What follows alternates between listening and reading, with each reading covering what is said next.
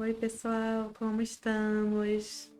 Trouxe aqui um compartilhar e eu sinto no coração de compartilhar algo que está lá em Isaías, no livro bíblico de Isaías, capítulo 9, do 1 ao 6. E eu vou estar lendo com vocês essa palavra que fala tão forte aos nossos corações no dia de hoje. Falou aos corações do povo hebreu lá 700 anos antes de Cristo, aproximadamente, entre 770 e 701 anos antes de Cristo, por volta daquela época que foi quando o profeta Isaías exercia seu ministério junto ao povo de Israel.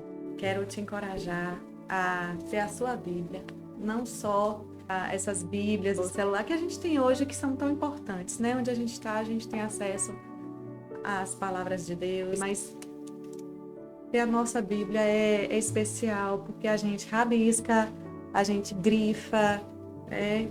E a gente guarda, a gente coloca datas e a gente guarda palavras específicas que falam ao nosso coração e que nos ajudam a discernir a caminhada na presença de Deus. E vamos lá. Isaías capítulo 9, do 1 ao 6. Contudo, não haverá mais escuridão para os que estavam aflitos. No passado, ele humilhou a terra de Zebulon e de Naphtali, mas no futuro honrará a Galileia dos gentios, o caminho do mar junto ao Jordão. O povo que caminhava em trevas viu uma grande luz. Sobre os que viviam na terra da sombra da morte, raiou uma luz. Fizeste crescer a nação e aumentaste a sua alegria.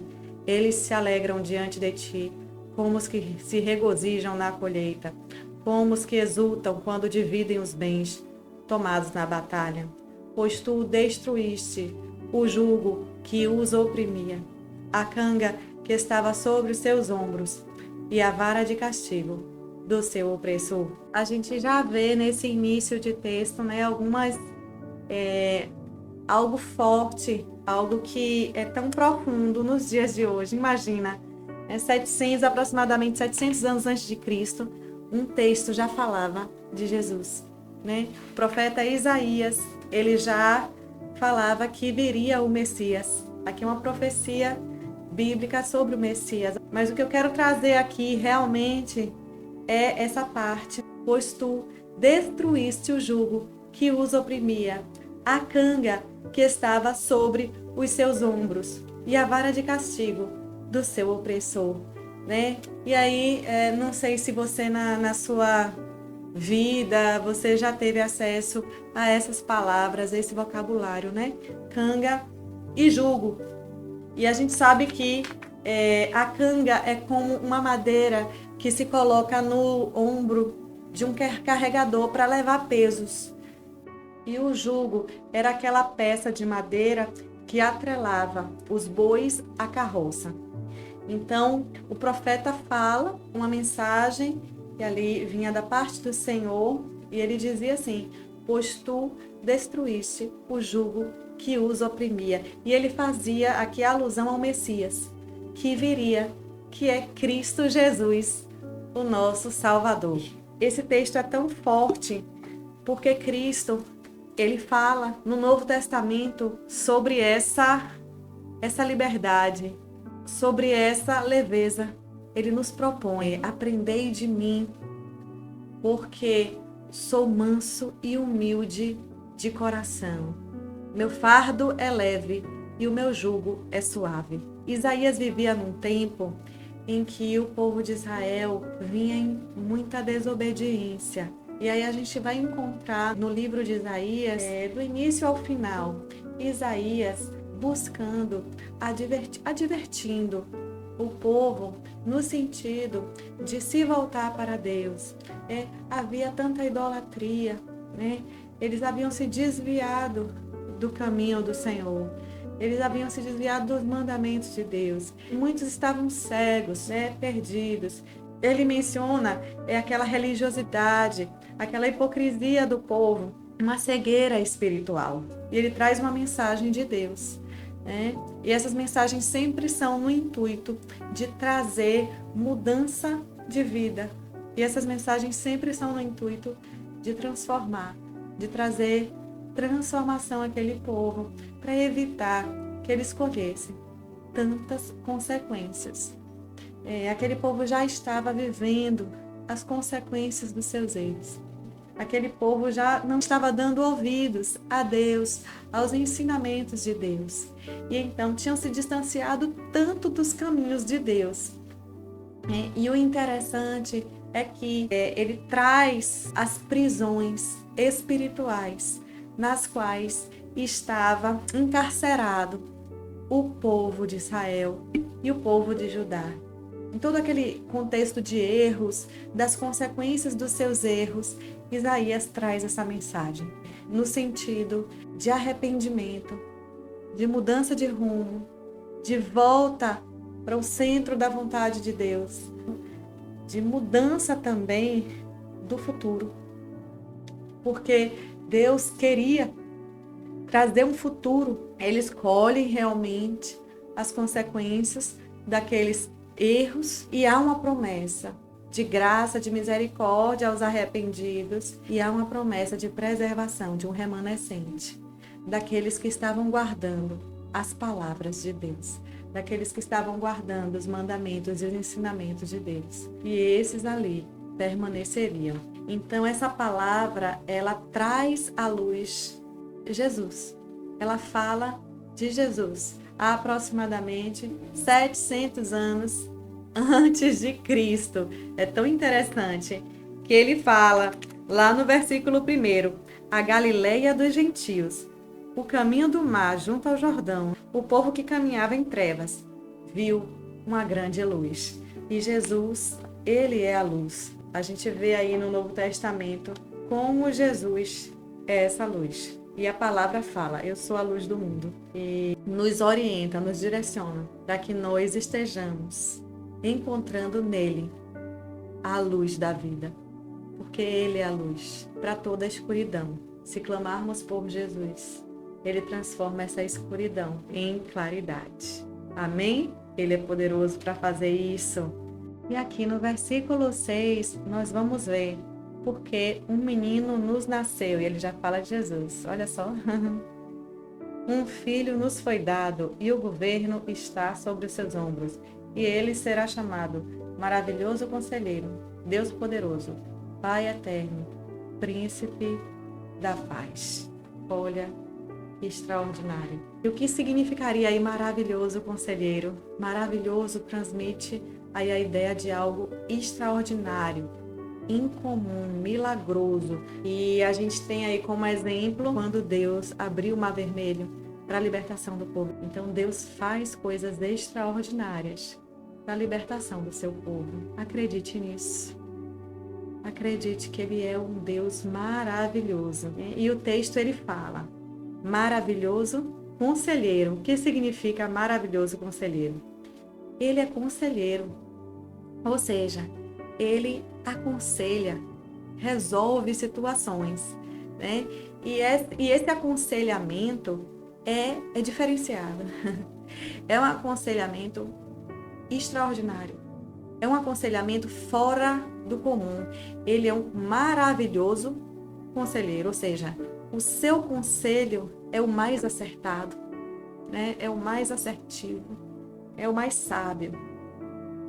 Então, nós podemos encontrar nesse menino que nasceu, né, que é o Filho do Homem, Deus, Jesus Cristo, que se doou pelas nossas vidas, um maravilhoso conselheiro. Amém? E fala também, no mesmo versículo, que Ele é Deus forte. Aleluia, glórias a Deus. Que significa um poderoso guerreiro. Que extraordinário, né?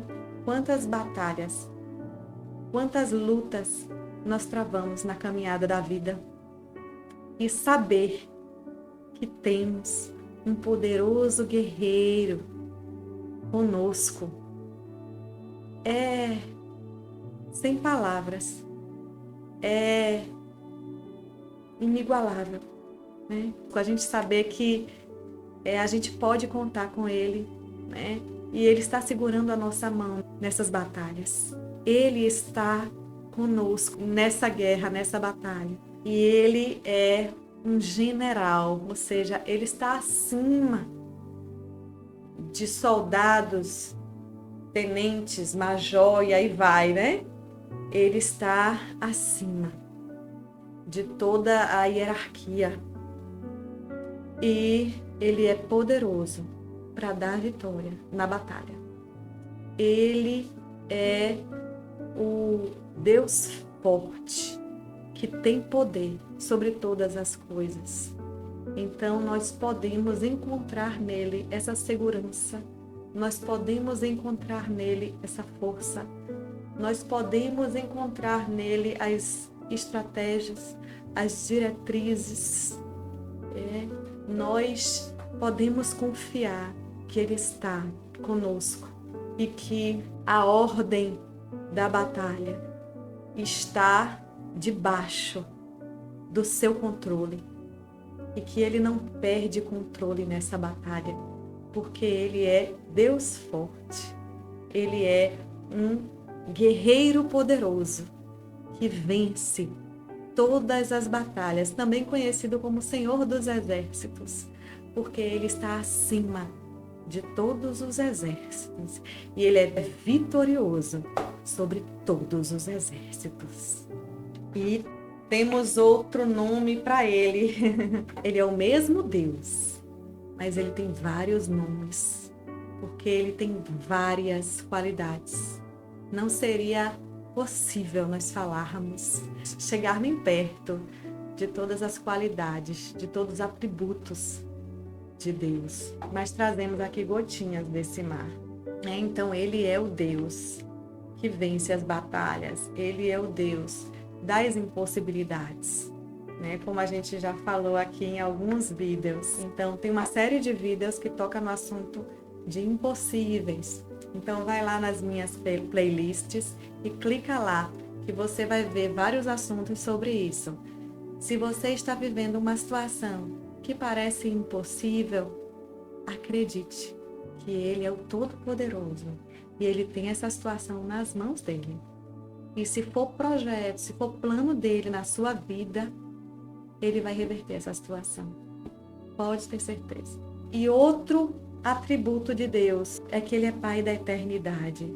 Uau!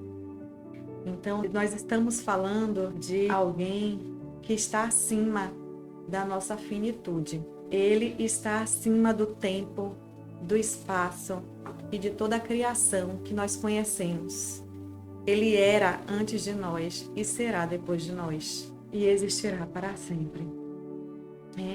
Então, assim como o Deus Pai, Ele é eterno, Cristo, Ele morreu, mas Ele ressuscitou. E Ele vive sempre e sempre e eternamente. E Ele tem poder sobre a morte, né? Então, Ele é eterno. E Ele é Pai. Por que Ele é Pai? Porque Ele nos ensina com amor de Pai. Porque Ele se doa como um Pai. Mas o interessante é que, por mais legal que seja um pai aqui no terreno, por mais amoroso e cuidadoso que seja um pai terreno, nunca chegará perto de quem é Deus em cada uma das nossas vidas. Então, Ele é o Pai perfeito.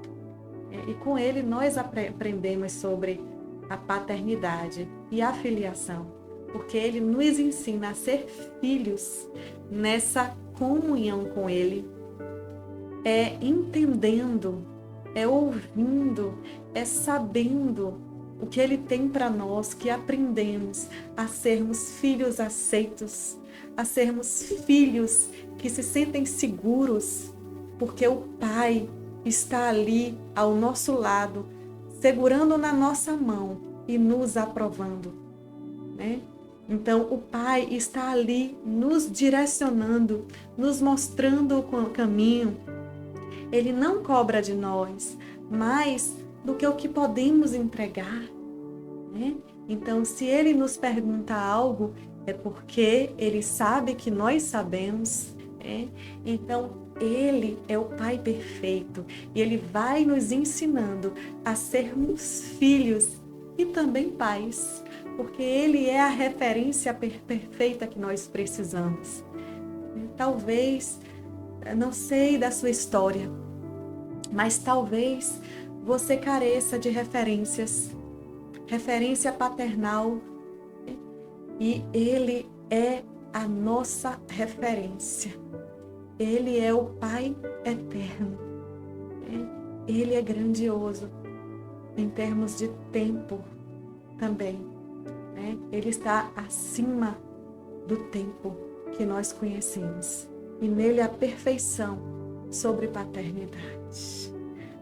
Como há riquezas em Deus.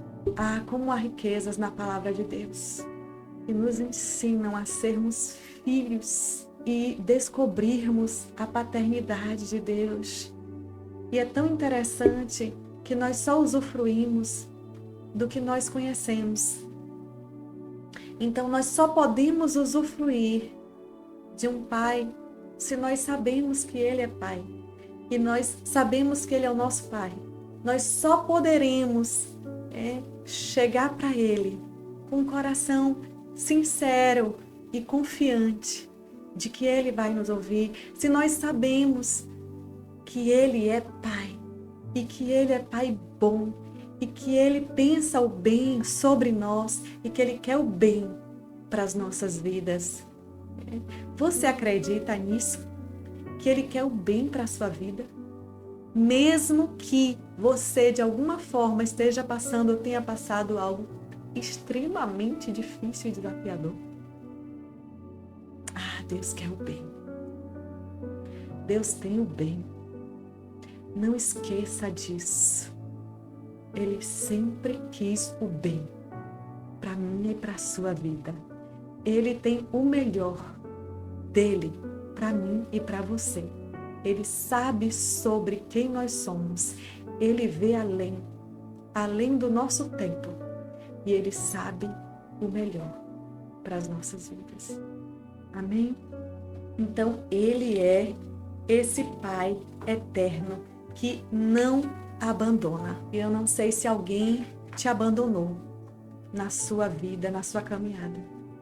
Mas hoje existe essa boa notícia para você. Ele não te abandona. Ele é Pai eterno e que não abandona jamais. Aquele que o Pai me dá, Jesus falou, de modo nenhum lançarei fora. Então, essa é uma promessa de Deus para a sua vida. Então, aqueles que o Pai deu a Cristo, Ele de modo nenhum o lançará fora.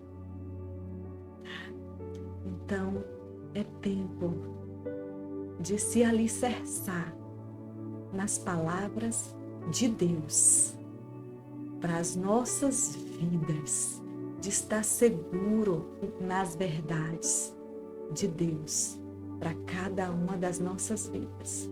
Não se deixe enganar, disse Jesus. Eu sou o caminho e a verdade e a vida.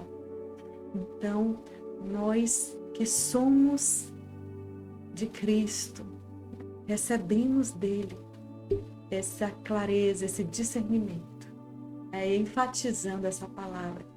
Ele é o caminho e a verdade e a vida. Tá?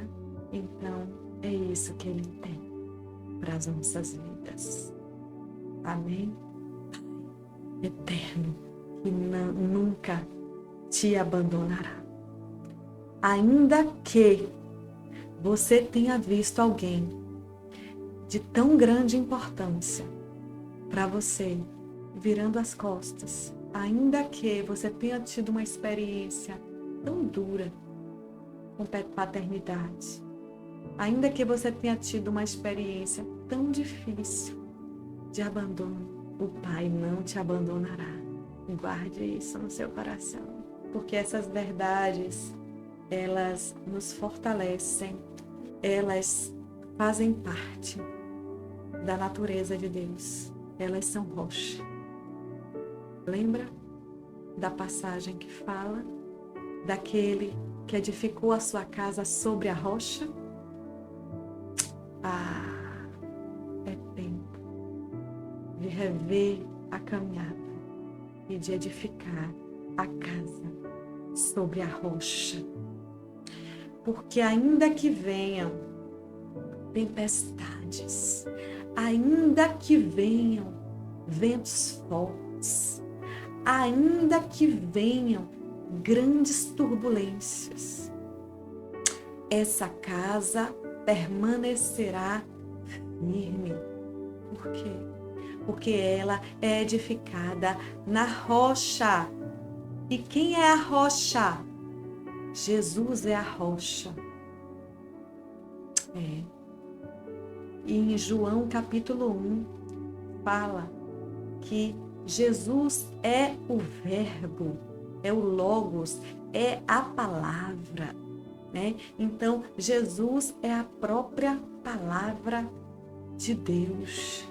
Então, a orientação é edificar a nossa casa sobre a rocha, as nossas vidas sobre a rocha, que é a palavra de Deus, que é o Logos, que é Jesus, que é a vida, que guardemos firmes nos nossos corações as palavras de Deus. Lá em Deuteronômio 28, fala assim: não se desvie nem para a direita, nem para a esquerda. Então, somos orientados por Deus a não desviar das palavras de Deus. Precisamos edificar a nossa casa sobre a rocha. Amém? Que não edifiquemos sobre a areia, porque esse castelo pode ser belíssimo, edificado sobre a areia, pode até chamar a atenção. Outros podem passar e dizer: uau, que castelo lindo, excepcional. Pode ser lindo mesmo e pode ser excepcional mesmo. No entanto, o que a Bíblia nos ensina? Edificar sobre a rocha. Que edifiquemos sobre a rocha. Amém? Porque virá a tempestade. Porque a tempestade um dia chega e pode ser em breve. E temos também o Príncipe da Paz. É outro nome dado a Cristo Jesus, esse menino que nasceu, esse filho que se nos deu. E por que Príncipe da Paz? Porque ele é o Filho de Deus, o Filho do homem Deus. Porque existe o Pai e o Filho e o Espírito Santo, que são só um, mas são três em um. Então ele é Príncipe da Paz. Por que ele é da paz? Porque ele vem trazer conforto, ele vem trazer direção para aqueles que confiam nele. Ele é a resposta que nós precisamos. Cristo é aquele que traz alegria, sabedoria, poder, eternidade e paz. E o seu reino de justiça e retidão está disponível para todos nós. Aleluia! Ele não faz acepção de pessoas. Não. Ele não vai olhar para o que se vê por fora. Ele vai olhar o coração. Certa vez ele falou para Samuel, lembra? Eu não olho como o homem vê. Eu olho o coração. Deus não olha como o homem vê. O exterior, Deus olha o coração. Guarde isso. Que nossos olhos possam parecer com o dele. E o seu reino de justiça e retidão está disponível para todos nós. Aleluia! Ele não faz acepção de pessoas, guarde isso. Não depende de pagamento. Esse vida é gratuito. É oferecido para você. A Bíblia é oferecido para você. Essas palavras são gratuitas. Elas são para você guardar no seu coração, para você ser direcionado, para você receber esse alívio, para você entender que você tem um Pai perfeito que não te abandona e que te encoraja. Amém. Deus te ama e quer fazer algo extraordinário na sua vida. E Ele chama, vem. Então, concluindo, se você sente esse jugo no seu ombro, lembre, Deus tem um fardo leve e um jugo suave para te dar. Ele fala hoje para você, tira essa canga dos seus ombros, que eu tenho leveza para a sua vida. Tira esse jugo do seu pescoço, porque eu tenho um jugo suave para te dar. Eu tenho leveza para caminhar. Amém. Glórias ao nome do Senhor Jesus. Dele, por Ele, para Ele são todas as coisas. Não vem de mim, não vem. Vem dele e volta para Ele.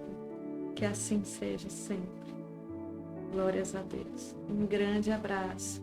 É sempre um prazer estar com vocês. Quero te encorajar a curtir, tocar no sininho, se inscrever no canal para receber notificações e outros vídeos. Quero te convidar a estar multiplicando essas palavras. Amém? Você me ajuda?